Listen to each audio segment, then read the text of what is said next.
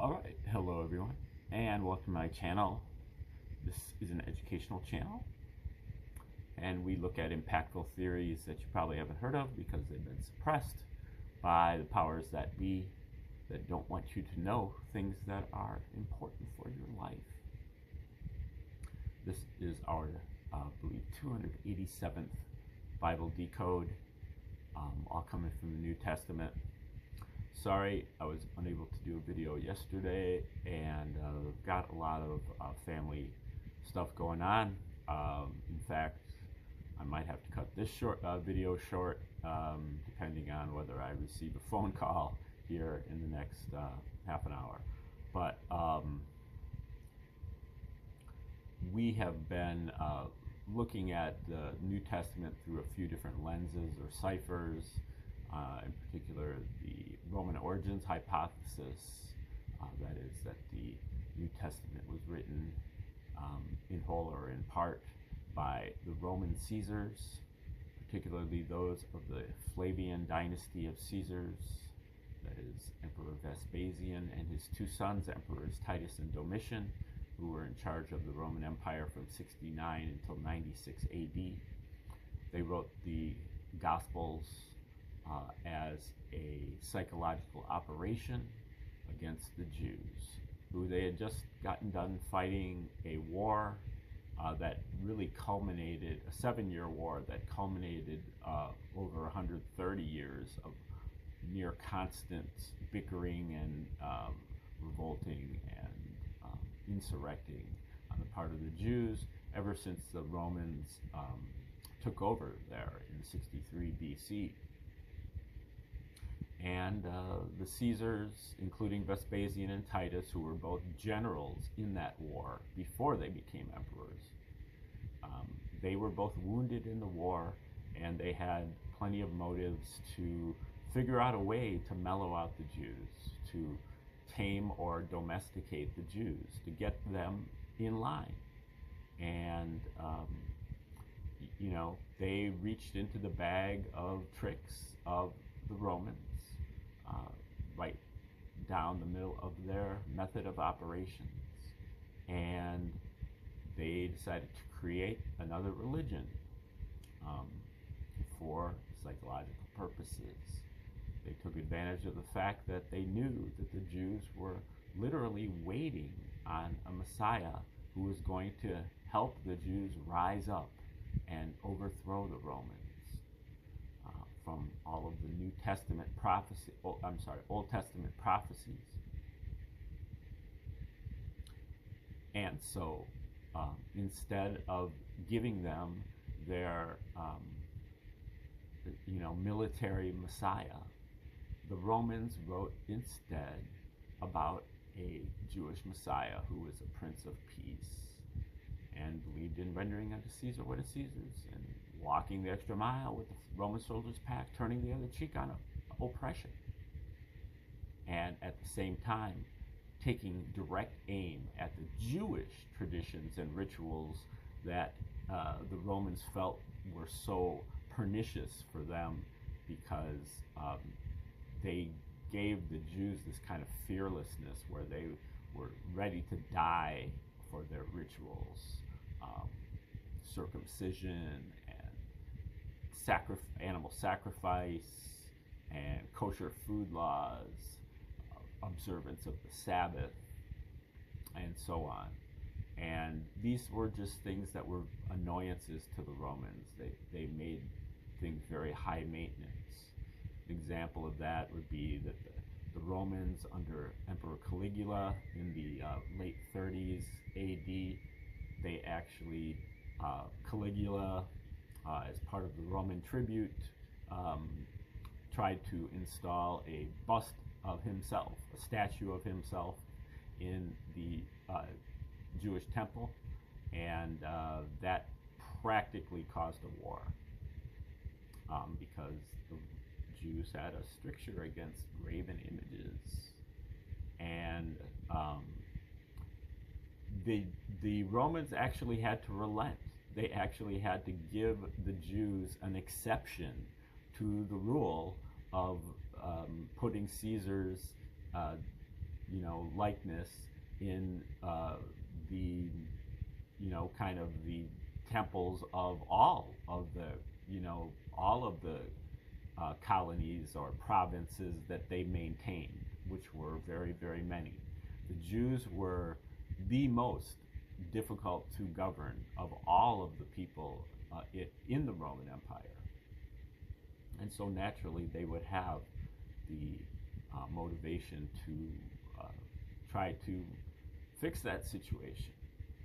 Now what they did is that they wrote the Gospels and they backdated the story by 40 years. And at the same time, they wrote a history of this war called War of the Jews under the name of Josephus, Flavius Josephus, because he was a member of the Flavians. Even though that was only by adoption. Josephus claims that he was a Jew and a military commander in this war until he surrendered to Vespasian and defected to the Romans. And then eventually, because of prophecy he gave to Vespasian that he would one day become emperor, Vespasian pardoned him and brought him to Rome, treated him incredibly nicely, gave him a townhouse at Caesar's palace, and made him one of the court historians and adopted him as a member of his family, which would never really happen because the Romans had a tradition of taking defeated generals and military commanders and dragging them through the streets of Rome as part of a triumphal celebration.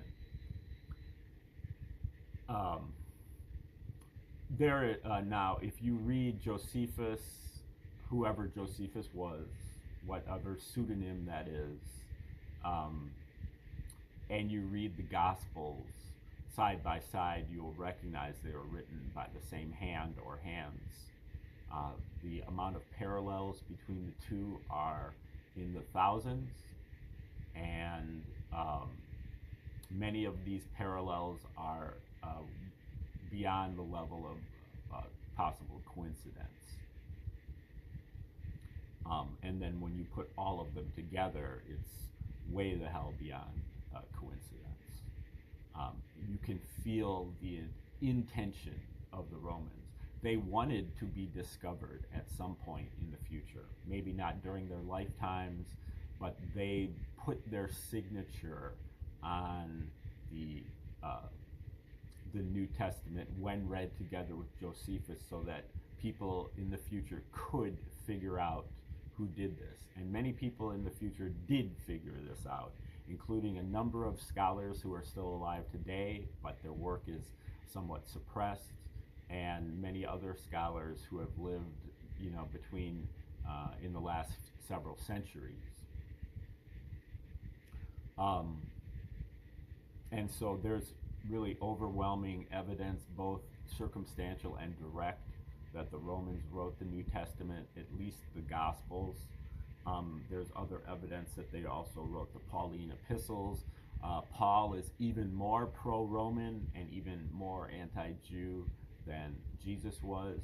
And the book of Revelation has to be read side by side with the Roman historian Suetonius and his book called 12 Emperors.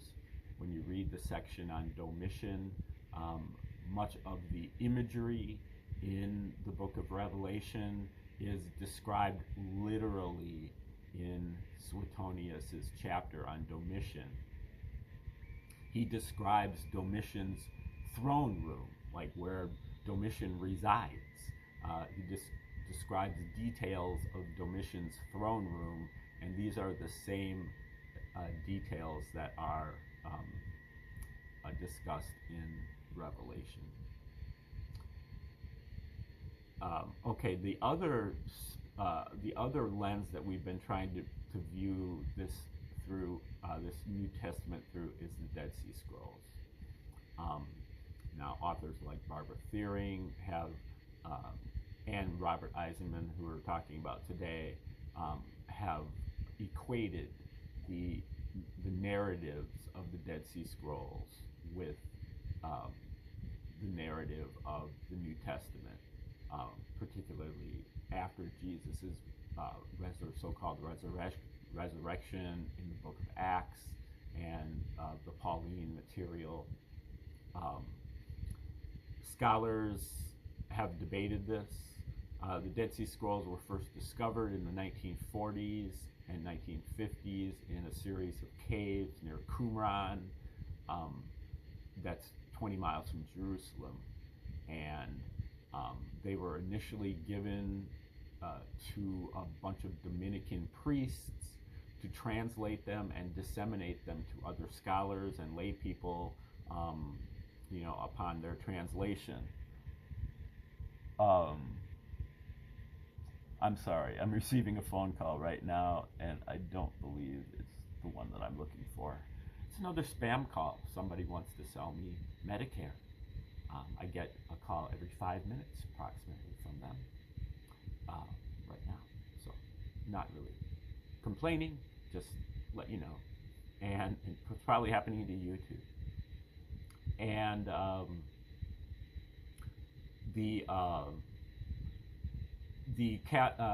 the Dominican priests, they must have seen something in their translations that they didn't like, that was embarrassing to them, or that undermined the Catholic faith or the Christian faith, and they pretty much refused to publish anything. And they would drip out 1 or 2 documents a year that were kind of like not on point, things that, the scholars were like, salivating over getting certain documents, but certain other documents were very innocuous and didn't really push any type of research forward. They would translate those, all the innocuous stuff they were translating at a very slow rate. So these priests literally bequeathed the custody of these scrolls to their heirs. They had them for so long that all of them died off, and so it ended up with their children had the custody to the scrolls. And so it lasted for really for over 40 years. It was until the late 1980s that people like Robert Eisenman and others basically forced the documents to see the light of day through legal action. And so Eisenman was in on the ground floor here for the new generation of scholars who have become interested in the Dead Sea Scrolls. Now, one of the debates is, how old are these? When were these actually written? Now, most of them are Hebrew texts that were written, that are copies of Old Testament books. All of the Old Testament is represented except for the book of Esther, and then there are a lot of sectarian documents or scrolls that are specific to the group of pious monks who lived at Qumran in a kind of a fortress there. And so those are the ones that are most explosive. And they talk about a narrative where there is a teacher of righteousness, there is a wicked priest, and there is a liar or a spouter of lies. And these are kind of the 3 main characters, and then there is, kind of a background of zealots that are involved. Those are the Qumran, the denizens of Qumran. They were, ascetic, and they were celibate, and, really devoted. And then they talk about all these other people, like the seekers after smooth things, which are, Jews who weren't really serious about what they were doing. They wanted things to be easy or smooth. And so, they wanted to accommodate with the Romans and so on and so forth. Okay, now we're reading from the last chapter called the summary of this book called the Maccabees, Zadokites, Christians in Qumran. Let's see where he goes here. Here, it is important to realize that terminologies like zealots, Essenes, and Pharisees are often being used generically, not specifically. For instance, both Paul and Josephus describe themselves as Pharisees, which they are most certainly, but primarily in a generic sense, or part and parcel of what the Qumran group would group under the heading seekers after smooth things, that is, those seeking accommodation with foreigners. Though Josephus only applies the zealot terminology as a pejorative after the killing of the high priest Ananus, he hints at it earlier in his original description of the followers of Judas and Zadok. And these are two of the Maccabees, which is a dynasty of Jewish kings that briefly, for over a century really, had given some Jewish sovereignty to Judea between the rule of the Greeks and between the rule of the Romans. The Gospels use this terminology non-pejoratively as a cognomen for one of Jesus' closest collaborators, Simon the Zealot, probably interchangeable with Simeon bar Cleophas, and evoke it also in regard to Jesus' own attitude toward temple service. Even more significantly, Paul shows his awareness of the currency of the terminology, particularly where his opponents within the early Christian movement itself were concerned, by repeatedly playing on it in Galatians 1:14 and 4:17, Romans 10:2, 2 Corinthians 7:11, and 9:2, and Philippians 3:6. Acts 21:20 unerringly designates the vast majority of James's Jerusalem church followers as zealous for the law. The attitude clearly expresses the approach of Qumran and parallels the well-known not one jot or tittle kinds of allusions in James 2:10, Matthew's Sermon on the Mount, and Luke 16:17. Now, Eisenman believes that the teacher of righteousness in the Dead Sea Scrolls is actually James, the brother of Jesus, whereas Barbara Thiering believes that the teacher of righteousness is actually John the Baptist. And then there are many others who believe the teacher of righteousness is actually Jesus. And then also the not one jot or tittle is meaning like following the law, being able to follow the law. Okay, there was one other point that I was going to make here.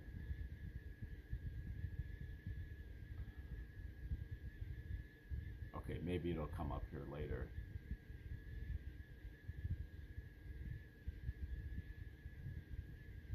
Okay, what is new in 4 BC is the appearance of the messianic variation of this zealot movement, which fits in very well with the promise made by Simon at the time of his election to the high priesthood, that the Maccabees would only continue in that dignity until a prophet arose who would make a new determination.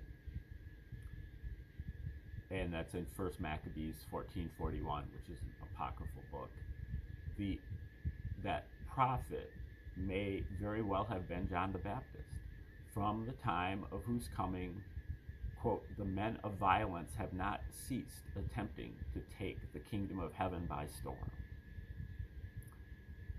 end quote. He plays a parallel role to, and is possibly identical with, the mysterious Zadok, mentioned by Josephus in his 20-volume Antiquities of the Jews, from whose first appearance and or appointment of Judas the Messianic agitation begins in earnest. It does not cease until the destruction of the temple in 70 AD, only to break out sporadically again with the executions of Simeon bar Cleophas and Jesus' brother Judas, Judas's two sons. And in the widespread 115 to 116 AD Messianic disturbances in the Roman Empire under Trajan, under Emperor Trajan, until the last star, Simeon bar Kokhba, or Simeon bar Kokhba. The Messianic movement called in Antioch in the late 40s AD or early 50s Christian, according to Luke in Acts. This is the first, the first Christian, according to Luke, appears at precisely the moment one would expect it to, following Herod's total destruction of the Maccabean family, including Miriam and her two sons.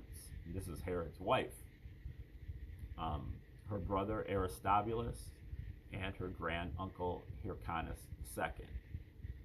And so Herod married actually two people named Miriam, and one of them at least was a Hasmonean queen, or Maccabean queen, and he had her put to death.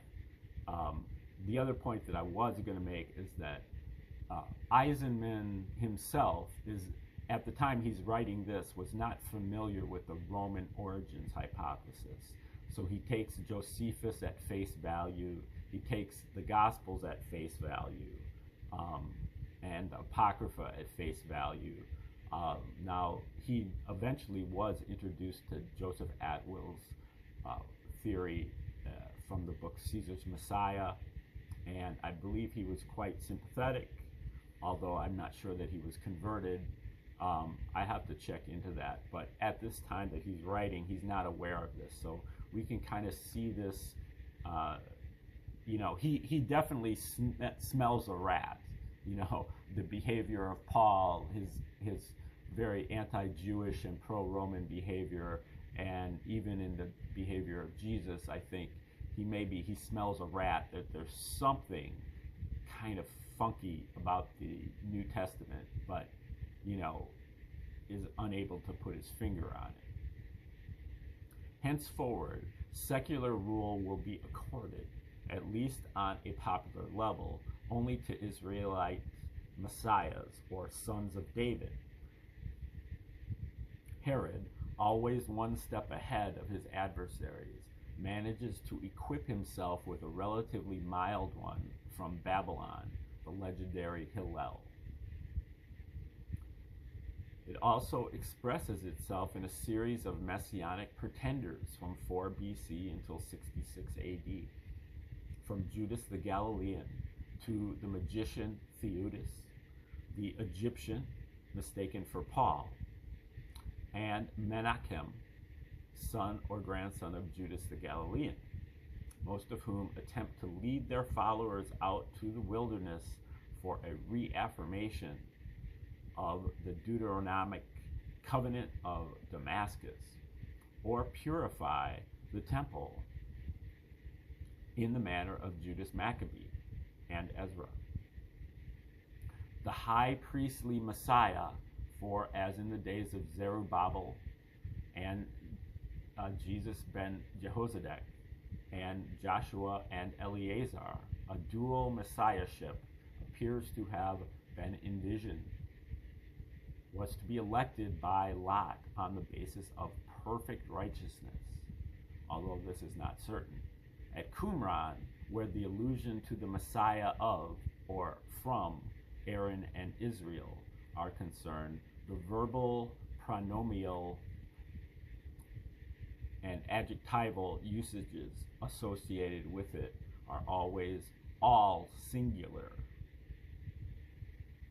This process is probably to be seen reflected in the events centering about the lives of Jesus and his brother James, and Simeon bar Cleophas thereafter, as much as it is in those centering around Judas Maccabee and his predecessor Onias III 2 centuries earlier. This election, which was demanded in 4 BC, probably on the basis of Judas's earlier elections, was actually carried out in 68 AD with the selection, not insignificantly, of Phineas the stonecutter.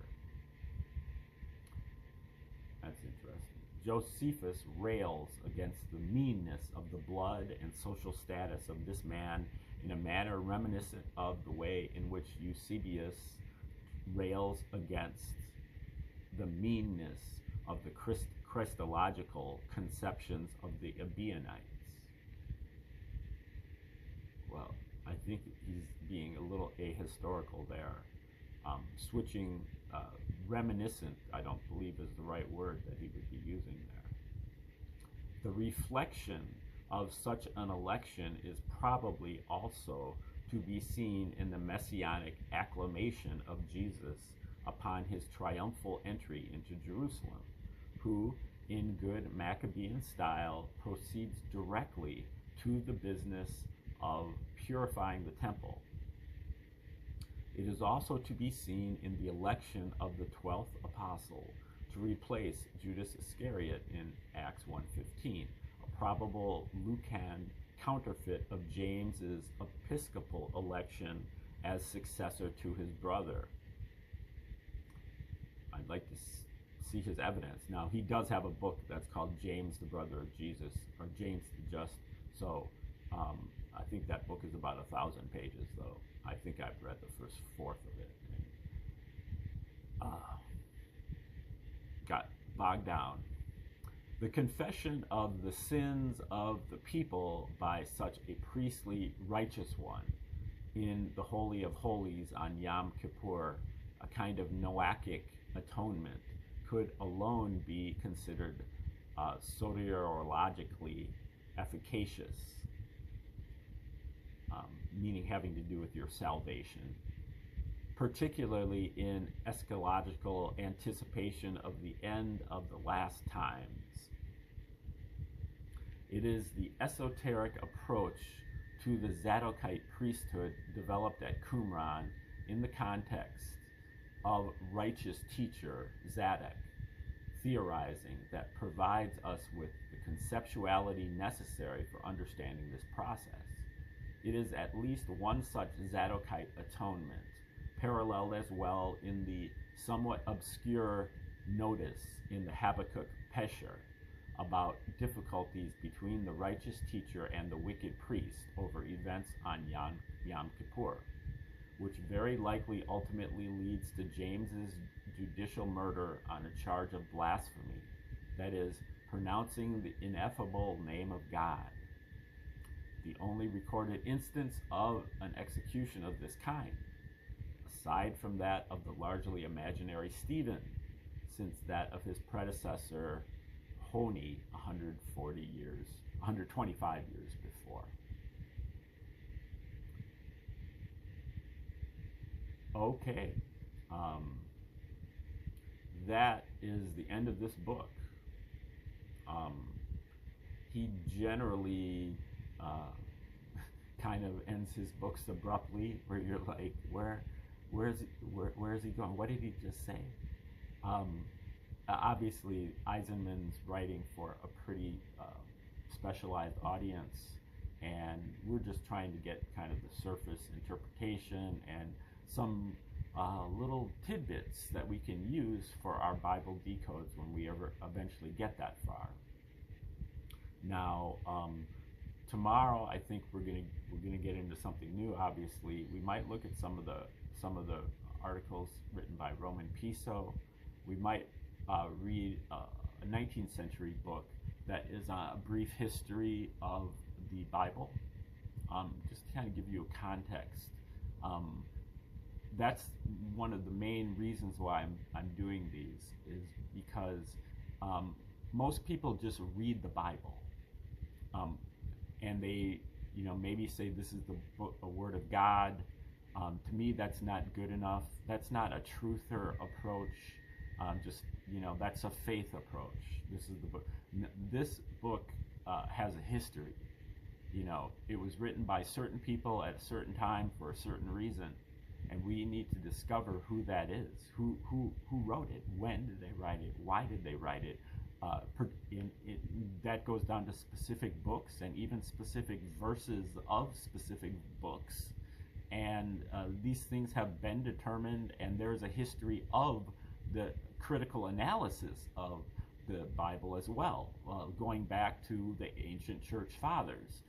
They had a certain view of the Bible that we don't have. They believed it to be, back then, they didn't see it as being the Word of God. They saw it as being something that could be malleable, something that they could adjust and switch, and to the point where the cliche pious fraud came up, where these people, if the Bible didn't say what they wanted it to say, then they changed it to say what they wanted it to say, and they didn't feel bad about it. They felt like they were doing it in the best interest of the church, or whatever, best interest of Christianity. So these things are very striking when you hear the different understanding of how the Bible came to be what it is, and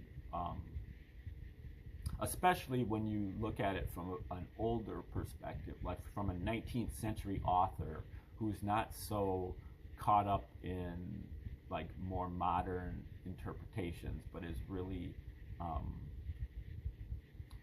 kind of giving it to you in, I think, a little bit more straightforward manner. So we will probably get to both of those works eventually. I'm not sure what we're going to do first, but we'll find out. And you can tune in tomorrow to find out yourself. And meanwhile, like, share, and subscribe. Comment as you see fit, and